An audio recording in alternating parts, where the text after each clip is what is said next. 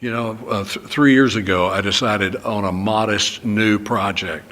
The Kids Left Behind had just been published, and we had included at the end of each chapter, since we had identified what schools are doing and how they were doing it to be so successful, we thought, let's develop a little rubric of issues so that at the end of each chapter, the readers or a school could go through and kind of check and think, we're doing really well in this, we're not doing well in this, and would be a place to start conversations about where do we go from here. Those end of chapter rubrics proved to be so helpful and useful to schools that working in Kentucky, where they have a school district and State Department audits. They send in a team to audit a school. They said, we've looked at your work and you ought to take those end of chapter issues and create a self-guided audit so that school districts could do this themselves. Rather than just talking about we're going to do better, that they have a systematic tool to use to review themselves internally, to identify what their root basic problems are so that they can establish new goals and begin working on areas where they need attention.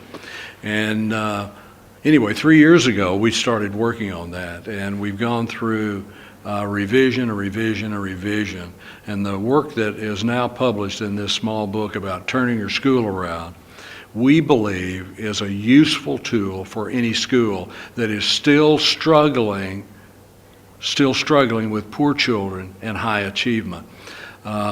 We have made this audit compatible with professional learning communities. It is a way to involve the whole community and the whole school based upon data and a very practical and useful approach to work together to identify what are our areas that need attention. And then at the end of each chapter, we think it's maybe the most useful thing that I have done is that we've tried to end each of the chapters in the little new audit book with practices that are based upon high quality research in each of the rubric areas so that you can identify what your problems are. And then to provide you some guidance, we've identified the things that high poverty, high performing schools have been doing for you to consider in terms of creating new goals for your school and your community. It won't be a national bestseller, but the schools who have already identified this book and have purchased it and begin to use it are saying, what an incredible, useful tool to help us. So many schools say, they identify that we're a low-performing school. They beat up on us all the time and say, do better, do better. But said we're working as hard as we can. We're running as fast as we can. We can't work any harder. We don't know what we need to do in order to have higher achievement. And we believe this little book will answer that question, that rather than asking someone what we need to do, we evaluate internally what we're doing and identify those areas that need attention.